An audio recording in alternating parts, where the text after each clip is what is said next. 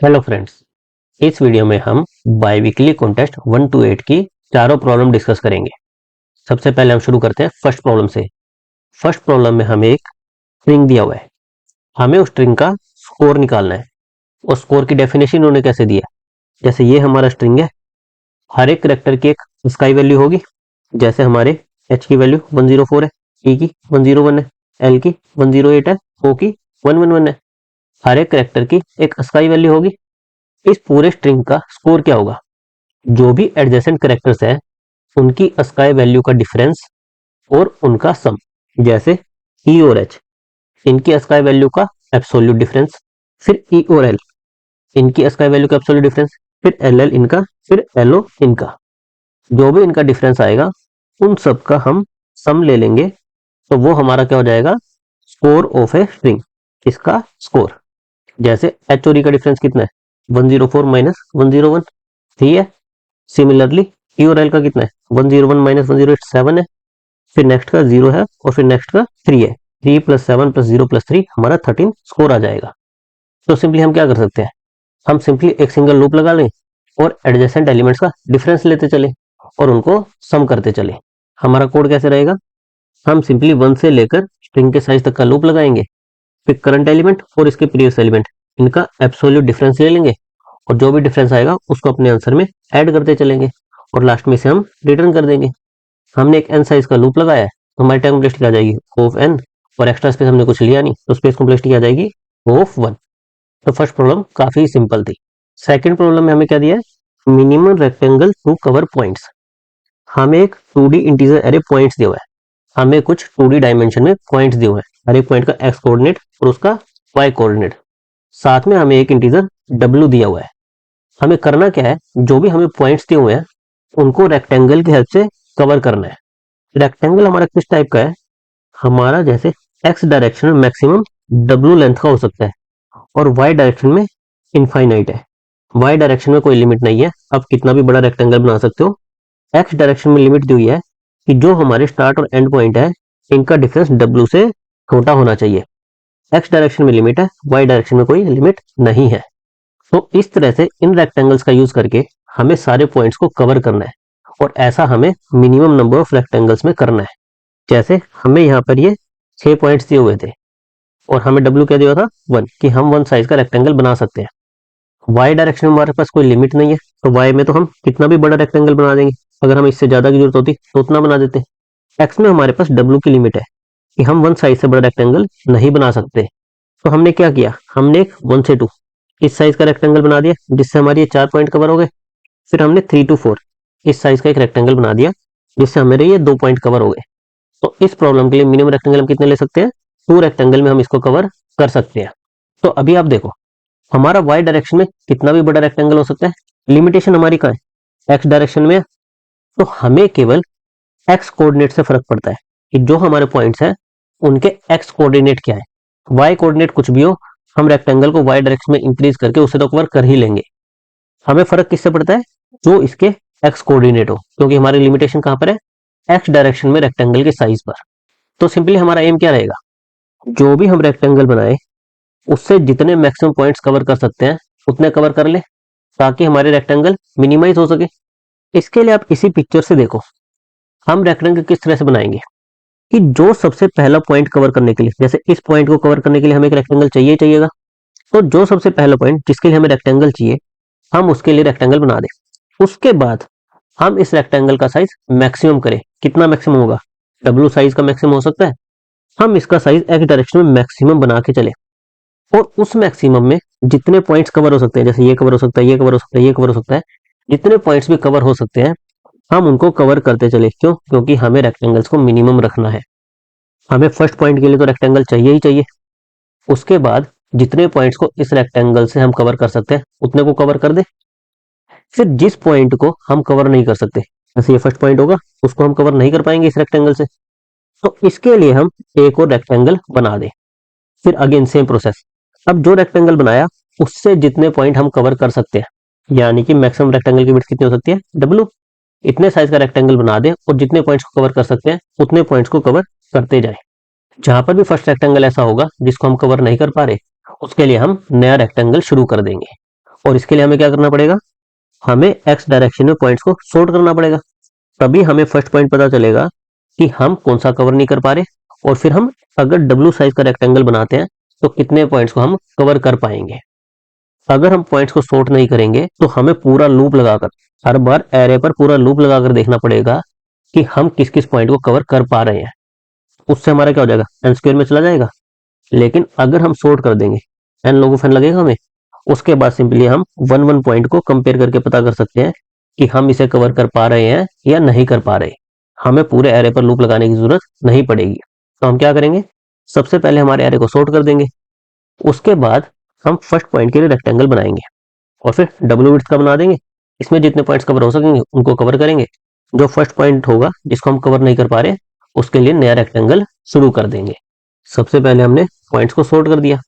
हमारे x Y ये दो कोऑर्डिनेट दिए हुए थे, तो बाय डिफॉल्ट हमारा एक्स डायरेक्शन पर सॉर्ट हो जाएगा।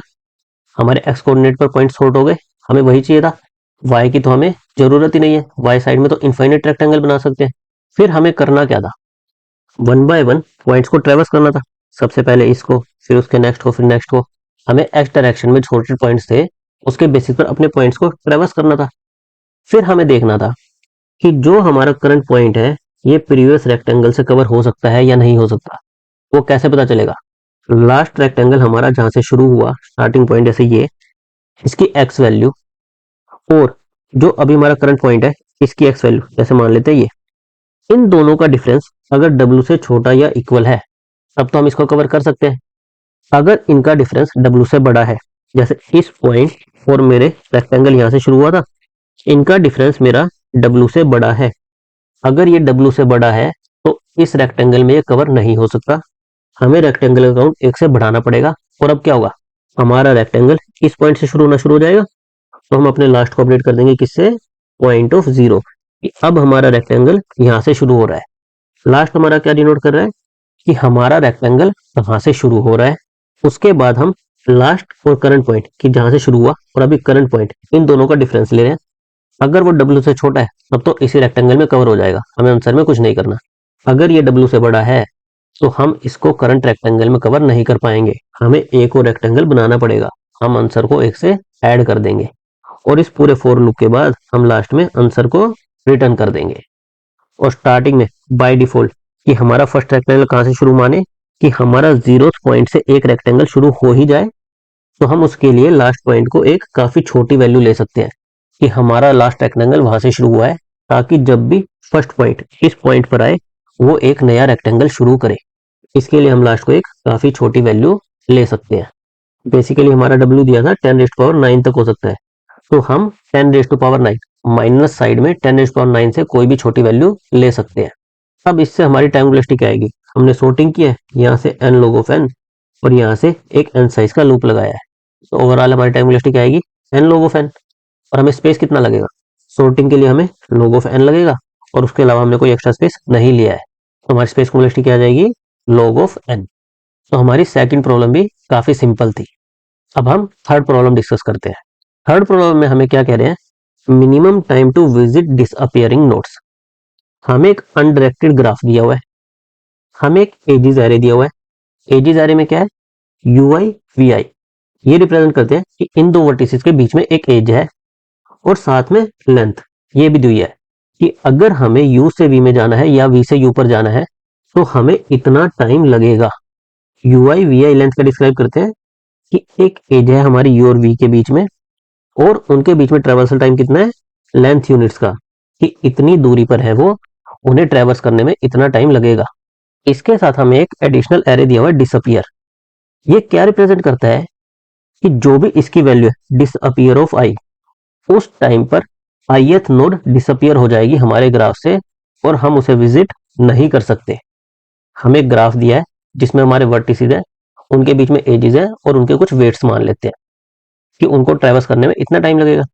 साथ में हमें एक डिसअपियर एरे दिया हुआ है, हर एक नोड का डिसअपियरिंग टाइम, कि ये नोड इस टाइम के बाद हमारे ग्राफ से डिसअपियर हो जाएगी। अगर हम उस टाइम के बाद उस पर पहुंचते हैं तो हम उसको विजिट नहीं कर पाएंगे। साथ में हमें क्या दिया है कि ग्राफ डिस्कनेक्टेड हो सकता है और माइट कंटेन मल्टीपल एजेस। इसका मतलब है कि जरूरी नहीं कि हमारा सिंगल ही कंपोनेंट हो, हमारे मल्टीपल कंपोनेंट्स हो सकते हैं ग्राफ में। हमें रिटर्न क्या करना है, एक आंसर एरे जिसमें answer of I, answer array हमारा किस साइज का होगा, जितनी हमारी नोट्स होगी। आंसर ऑफ आई ये क्या रिप्रेजेंट करेगा, minimum unit of time required to reach node I from node zero. हमें जीरोथ नोड से शुरू करना है और नोड आई पर जितने मिनिमम यूनिट ऑफ टाइम में पहुंच सकते हैं वो देना है, यानी कि हमें जीरोथ यूनिट से हर एक नोड का शॉर्टेस्ट पाथ निकालना है। If node I is unreachable from node zero then answer I is -1। अगर हम जीरो से ith नोड पर नहीं पहुंच सकते तो उसमें हमें क्या देना आंसर में, -1। अगर पहुंच सकते हैं तो मिनिमम टाइम कितने में पहुंचेंगे, नहीं पहुंच सकते तो -1।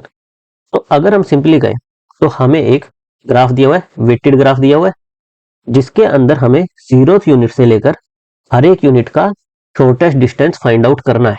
बस एडिशनल क्या है, इन्होंने हमें एक डिसअपियर का एरे दे दिया है जो ये रिप्रेजेंट करेगा कि ये नोड इस टाइम के बाद डिसअपियर हो जाएगी। अगर हम उससे पहले उस नोड पर पहुंच पाए तब तो हम उसे विजिट कर सकते हैं, अदरवाइज हम उसे विजिट नहीं कर सकते।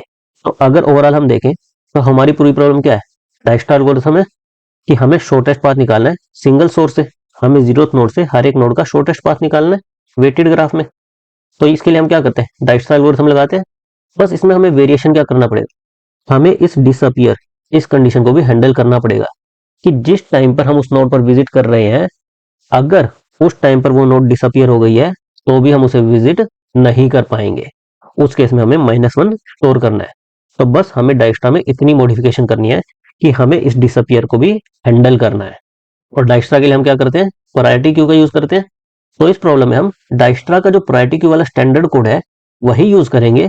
बस उसमें हमें क्या मॉडिफाई करना पड़ेगा इस डिसअपियर एरे को हैंडल करने के लिए, वो डिस्कस करेंगे। जब भी हमें कोई ग्राफ दिया हो जिसमें हमें एजेस की फॉर्म में दिया हो तो हम सबसे पहले क्या करते हैं, उससे एडजेसेंसी लिस्ट बनाते हैं।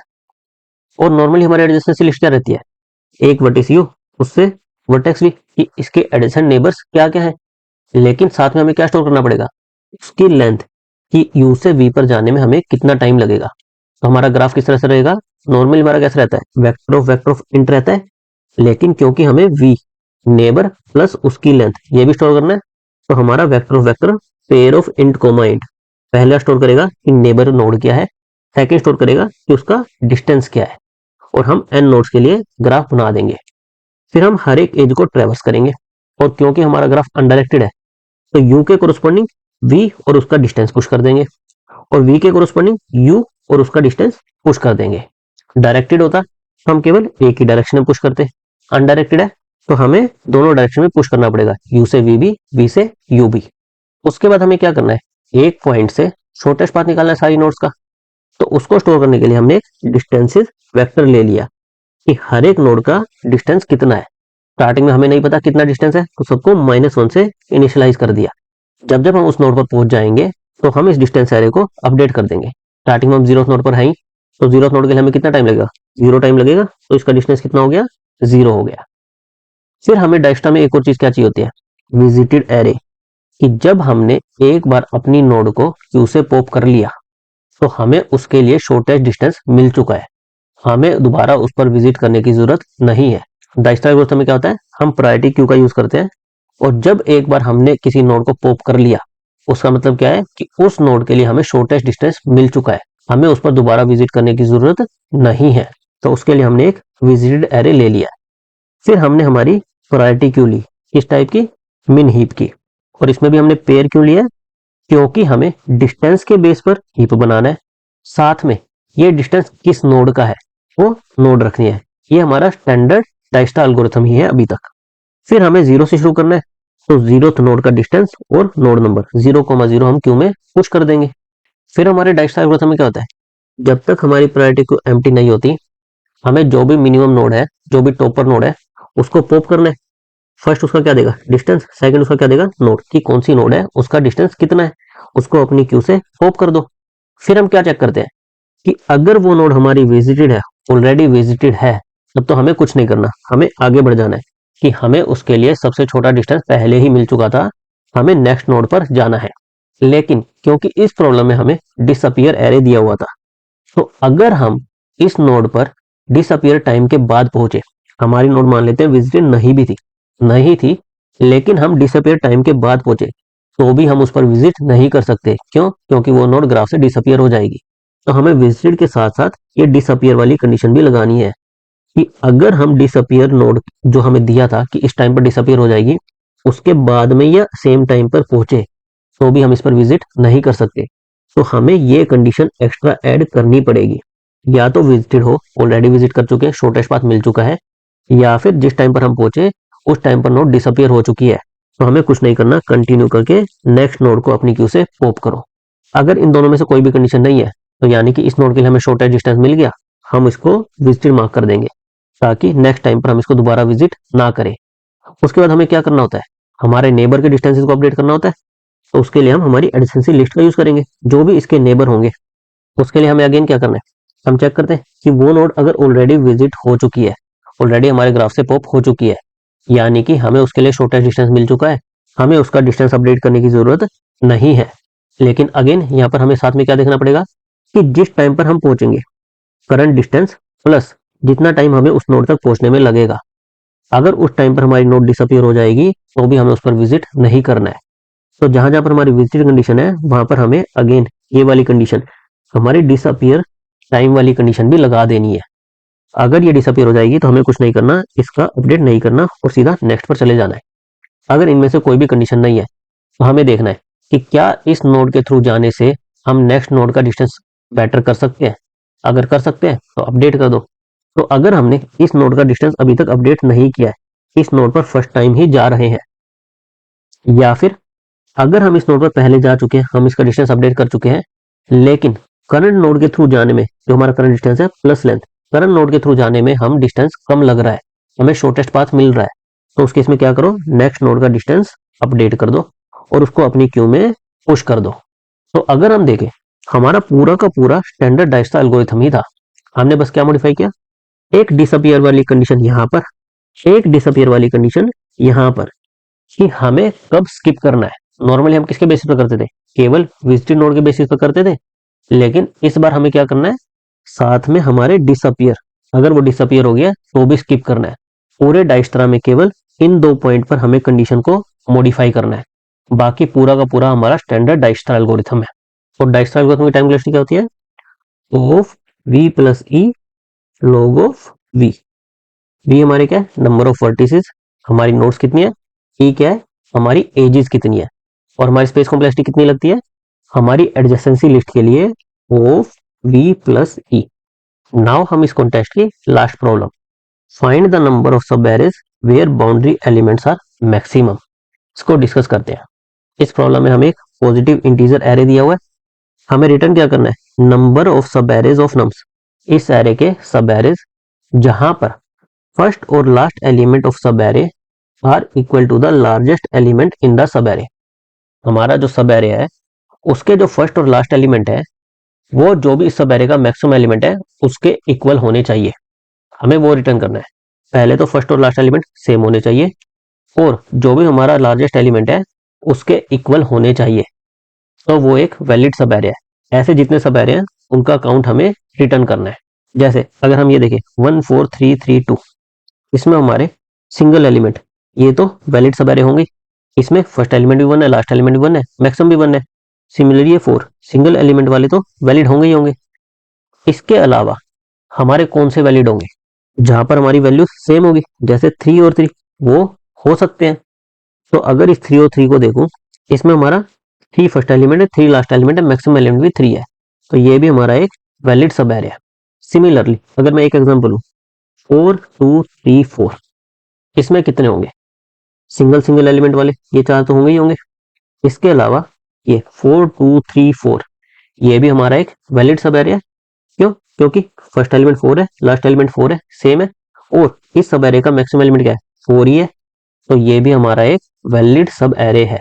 नाउ अगर मैं यहाँ पर 1 और फिर ये 4 ऐड कर दूं, इस 4 की वजह से मेरे कितने वैलिड सब एरे बनेंगे, एक तो ये सिंगल एलिमेंट वाला ये होगा ही होगा, उसके बाद ये भी मेरा एक वैलिड सब एरे और ये भी मेरा एक वैलिड सब एरे, राइट। इस 4 की वजह से मेरे 3, एक सिंगल एलिमेंट का, एक 4 1 4 और एक 4 2 3 4 1 4, ये 3 इस साइज का एक सब एरे बनेगा जो कि वैलिड होगा, राइट। बट अगर मैं इसी में 4 2 3 4 यहाँ पर 5 फिर 4 ऐड करता, अब इस 4 की वजह से मेरे कितने वैलिड सब एरे होंगे? केवल एक ये होगा, क्योंकि इसके बाद मैं अगर इनको कंसिडर करूंगा तो मेरा मैक्सिमम एलिमेंट क्या है? 5, और ये फर्स्ट और लास्ट मेरे सेम नहीं होंगे। सिमिलरली इसको कंसिडर करूंगा तो भी मेरा मैक्सिमम एलिमेंट क्या है? 5, जो कि मेरे फर्स्ट और लास्ट से ज्यादा है।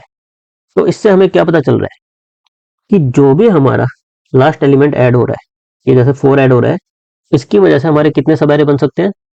एक तो डिपेंड करेगा फैक्टर कि हमारे कितने कंजिक्यूटिव ये सेम एलिमेंट्स प्रीवियसली आए हैं। जैसे यहाँ पर एक 4 आया है, ये 4 आया है, यहाँ पर एक 4 आया है।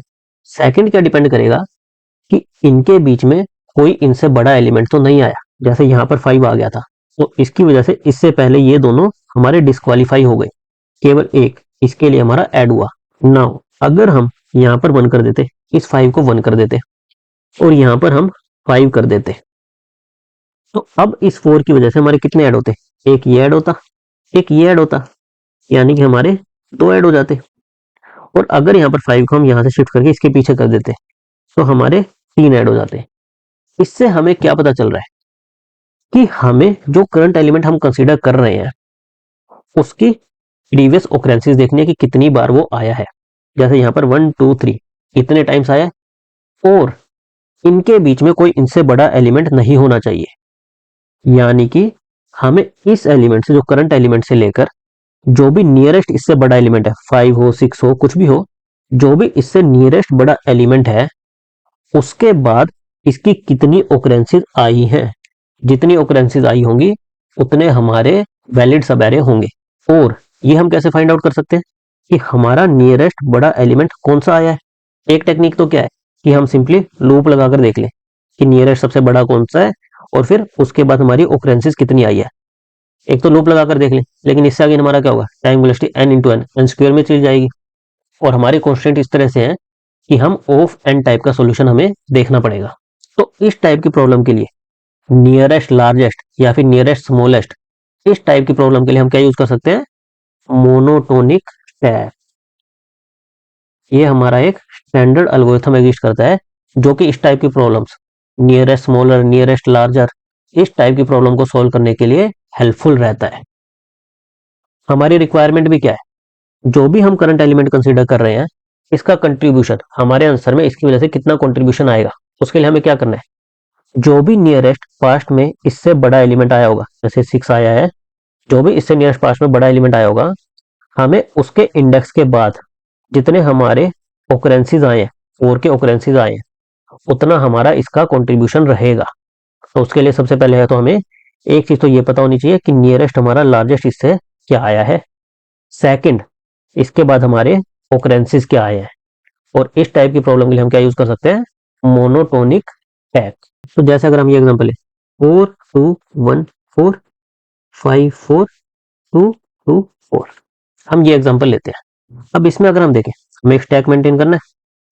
स्टार्टिंग में तो हमारा एक 4 ही है, हमें नियरेस्ट ग्रेटेस्ट के साथ कितनी बार ये आया ये भी मेंटेन करके चलना है। तो हम स्टार्टिंग में पुश कर देते हैं कि 4 एलिमेंट है, ये अभी तक हमारा एक बार आया है और इसकी वजह से हमारा कंट्रीब्यूशन कितना होगा? ये 1, जितनी बार ये आया है तो हम आंसर में 1 ऐड कर देंगे। फिर हमारा आया 2, 2 ने देखा कि इससे जो प्रीवियस एलिमेंट है ये इससे बड़ा ही है, यानी कि 2 की भी ओकरेंस क्या रहेगी? 1 ही रहेगी, हमारे आंसर में 1 ऐड हो जाएगा। हम इस 2 को भी 2,1 अपने स्टैक में पुश कर देंगे। फिर 1 आया, 1 ने देखा प्रीवियस एलिमेंट इससे बड़ा है, यानी कि इसका कंट्रीब्यूशन भी केवल 1 का ही रहेगा, 1,1 अपने स्टैक में ऐड कर देंगे। फिर आया हमारा 4, 4 ने देखा कि ये 1 तो मेरा छोटा है, 4 को कहां तक जाना था? जो भी इससे बड़ा एलिमेंट हो। इस केस में तो कोई बड़ा एलिमेंट था ही नहीं, लेकिन ये सबसे पहले क्या देखेगा? हमारे स्टैक में प्रीवियस एलिमेंट क्या बड़ा है? 1 पड़ा है, ये तो इससे छोटा है, मुझे तो बड़ा एलिमेंट देखना है, तो ये मेरे से छोटा है तो मैं इसको पॉप कर दूंगा, इसकी मुझे जरूरत नहीं है। तू देखेगा ये भी छोटा है, इसकी भी मुझे जरूरत नहीं है। फिर देखेगा 4, अरे ये तो सेम एलिमेंट आ गया, मैं क्या करता हूँ? मैं इसके काउंट को 1 से इंक्रीमेंट कर देता हूँ, मेरी ओकरेंस को एक बढ़ा देता हूँ, क्योंकि ये दोनों एलिमेंट मेरे रिमूव हो गए। तो मेरा क्या बचा? मैं इसकी ओकरेंस को सीधा सीधा ये इससे बढ़ा देता हूँ और इतने मेरे आंसर में ऐड हो जाएगा। क्यों?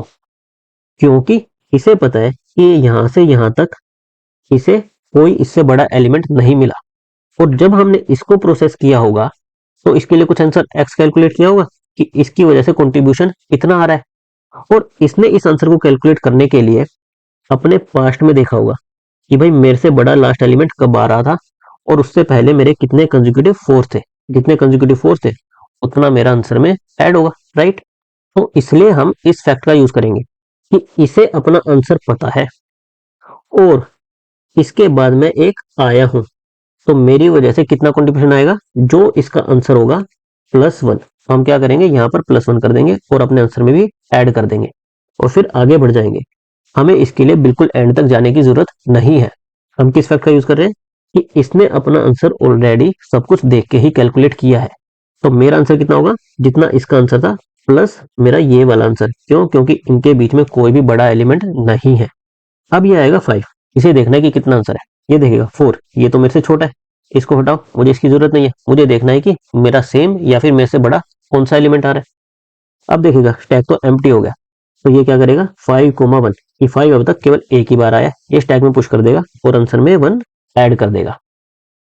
फिर अगेन 4 आएगा, 4 देखेगा 5 मेरे से बड़ा है, तो मैं कुछ नहीं कर सकता, मैं आंसर में केवल अपने आप को ही कंट्रीब्यूट कर सकता हूँ, केवल एक सिंगल एलिमेंट का सब ही आंसर होगा, तो आंसर में 1 ऐड कर देगा और 4,1 ये पुश कर देगा। फिर सिमिलरली 2 आएगा, ये 2,1 पुश कर देगा, आंसर में भी 1 ऐड कर देगा। फिर नेक्स्ट 2 आएगा, ये देखेगा कि अरे ये तो मेरे वैल्यू के इक्वल है, यानी कि इसका जितना आंसर था +1 ये मेरा आंसर हो जाएगा। मेरा कंट्रीब्यूशन कितना रहेगा, एक सिंगल एलिमेंट, एक इन दो एलिमेंट के जितना, तो जो इसका आंसर था +1 इतना मैं कंट्रीब्यूट कर सकता हूँ। तो सिंपली क्या करेगा, इसकी वैल्यू को 1 से इंक्रीमेंट कर देगा, जो भी इसकी वैल्यू थी 1 से इंक्रीमेंट कर देगा, ताकि अगर नेक्स्ट में भी 2 आता तो उसे पता चल जाता कि इसका आंसर 2 है, मुझे केवल एक ऐड करना है। इसके लिए इसकी वैल्यू को इंक्रीमेंट कर देगा और अपने आंसर में ऐड कर देगा। तो ये 2 भी हमारा हो गया। फिर ये आएगा 4, 4 देखेगा 2 इससे छोटा है, इसकी इसे जरूरत नहीं है। फिर 4 आ गया, तो यहाँ पर ये इसकी वैल्यू को 1 से इंक्रीमेंट कर देगा और इतना ही अपने आंसर में ऐड कर देगा। यहाँ पर अगर आप ध्यान से देखो, इसने कितना अपने आंसर में ऐड किया, 1 प्लस इसका आंसर 2, इतना ऐड किया।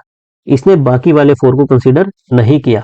क्यों, क्योंकि 4 से पहले इसने जब अपना आंसर कैलकुलेट किया तो इसने देख लिया था कि इससे पहले एक बड़ा एलिमेंट है, तो इसका कंट्रीब्यूशन कितना आएगा, केवल इसकी वजह से ही आएगा। और इससे जब हम नेक्स्ट 4 पर गए तो हमें कोई भी बीच में बड़ा एलिमेंट नहीं मिला, तो इसके लिए हमने क्या किया, जो भी इसका आंसर था +1, इस सिंगल एलिमेंट की वजह से हमारा वो आंसर कंट्रीब्यूट हो जाएगा। एक इस सिंगल एलिमेंट की वजह से, एक इसकी वजह से। अगर इसके पास्ट में भी कोई और होते, जैसे इसकी वजह से मान लो ये होता, यहाँ पर छोटा एलिमेंट होता, इसकी वजह से भी कोई आंसर कंट्रीब्यूट हुए होते, तो हम उसकी वैल्यू में ऐड ही कर रहे हैं, ये वाले आंसर भी हमारे अपडेट हो जाते। तो इस तरह से हमारा एल्गोरिथम वर्क करेगा। सिंपली हमें क्या करना है, हर एक एलिमेंट को लेफ्ट टू राइट ट्रैवर्स करते जाना है, साथ में अपना एक मोनोटोनिक स्टैक मेंटेन करके चलना है। और सबसे पहले हमें क्या करना है, हमें देखना है कि ये एलिमेंट से प्रीवियस लार्जेस्ट एलिमेंट कहां तक आया है। जो भी आया होगा वहीं तक ही हम आंसर को कंट्रीब्यूट कर सकते हैं। उसके बाद की हमें ओकरेंस मेंटेन करके चलनी है। तो टैग में हम क्या मेंटेन करेंगे, एक तो एलिमेंट, एलिमेंट कौन सा है और वो अभी तक कितनी बार आया है। और जैसे 2 आया, इससे बड़ा है 4, तो हमें सिंपली 2,1 ये पुश कर देना है, 1,1 पुश कर देना है। तो अगर आप ध्यान से देखो तो हम ऑटोमेटिकली मोनोटोनिक डिक्रीजिंग स्टैक बना रहे हैं। जैसे हमारा 4 आया था, हमने पहले छोटे एलिमेंट्स को रिमूव कर दिया और इसकी वैल्यू को इंक्रीमेंट कर दिया, तो हमारा मोनोटोनिक डिक्रीजिंग स्टैक बन रहा है। और इस टाइप की प्रॉब्लम, जहां पर भी आपको नियरेस्ट ग्रेटर, नियरेस्ट स्मॉलर, इस टाइप का कुछ फाइंड आउट करना हो, तो आप मोनोटोनिक स्टैक का यूज कर सकते हो। और वो स्टैक आपका इंक्रीजिंग रहेगा या डिक्रीजिंग रहेगा, वो किससे मेंटेन कर सकते हो, अपने एल्गोरिथम को फॉलो करते हुए। जैसे हमने देखा कि हमें नियरेस्ट ग्रेटर चाहिए, हमें छोटे एलिमेंट से फर्क नहीं पड़ता, तो हम उसको पॉप करते गए, तो हमारा किस टाइप का स्टैक बन गया, ऑटोमेटिकली मोनोटोनिक डिक्रीजिंग स्टैक। जैसे जब ये 5 आया तो इसने 4 को पॉप कर दिया, 4 आया तो इसने अपने आप को रख दिया, 2 आया तो इसने अपने आप को रख दिया, हमारा ऑटोमेटिकली मोनोटोनिक डिक्रीजिंग स्टैक बन गया। तो हमें स्टैक में क्या मेंटेन करना था, एक तो कौन सा हमारा एलिमेंट है और उसकी अब तक ओकरेंस कितनी आई है, तो हमने stack of pair of int comma int ले लिया। फिर हमें हर एक एलिमेंट को ट्रैवर्स करना था, हमारे मोनोटोनिक स्टैक की प्रॉपर्टी को मेंटेन करना था कि जब तक स्टैक एम्प्टी नहीं है वो स्टैक के टॉप का एलिमेंट हमारे करंट एलिमेंट से छोटा है, उसको पॉप करते जाओ। फिर उसके बाद हमें चेक करना था कि जो स्टैक के टॉप का एलिमेंट है वो अगर हमारे एक्स हमारे करंट एलिमेंट के इक्वल है तो सिंपली हमें उसकी फ्रीक्वेंसी को ऐड कर देना है, हमें उसकी फ्रीक्वेंसी को 1 से ऐड कर देना है और अपने आंसर में भी उसे ऐड कर देना है। अगर जो टॉप पर एलिमेंट है वो इक्वल नहीं है, इसका मतलब क्या है कि वो बड़ा एलिमेंट है, तो सिंपली हमें पुश क्या कर देना है, हमारा एलिमेंट और इसकी फ्रीक्वेंसी अभी 1, कि जो प्रीवियस ग्रेटर एलिमेंट था उसके बाद ये फर्स्ट टाइम आया है और इस 1 को अपने आंसर में ऐड कर देना है। तो हमें क्या करना है, हमें हर एक एलिमेंट को कंसीडर करना है। सबसे पहले हमारा मोनोटोनिक स्टैक बनाना है, फिर उसके बाद टॉप से कंपेयर करना है। अगर इक्वल है तो जो प्रीवियस एलिमेंट का कंट्रीब्यूशन था उसमें 1 ऐड करके अपने आंसर में ऐड कर दो, अदरवाइज ये फर्स्ट टाइम आया स्टैक में पुश कर दो और अपने आंसर में 1 ऐड कर दो। इस तरह से हमारे पास सारे वैलिड सब एरे आ जाएंगे और उनको हम रिटर्न कर देंगे। हमने एक n साइज का लूप लगाया है, तुम्हारी टाइम कॉम्प्लेक्सिटी क्या आ जाएगी, O ऑफ n, और हमने स्टैक का यूज किया है, तो हमारी स्पेस कॉम्प्लेक्सिटी भी क्या आ जाएगी, O of n। Thank you guys.